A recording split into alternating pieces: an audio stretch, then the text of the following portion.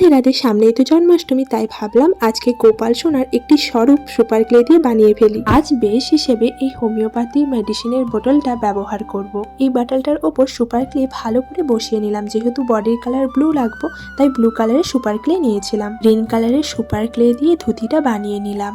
কাজটি করার সময় খুব ভয় লাগছিল, ভাবছিলাম সত্যি কি কাজটি কমপ্লিট করতে পারবো। এবার গোপাল সোনার ছোট্ট ছোট্ট হাতগুলো বানিয়ে নিলাম। কালারের সুপার ক্লে দিয়ে ওড়নাটা বানিয়ে নিলাম। গোপাল সোনাকে সাজুগুজু না করলে কি ভালো লাগে, তাই বিভিন্ন কালারের হার বানিয়ে পরিয়ে দিলাম।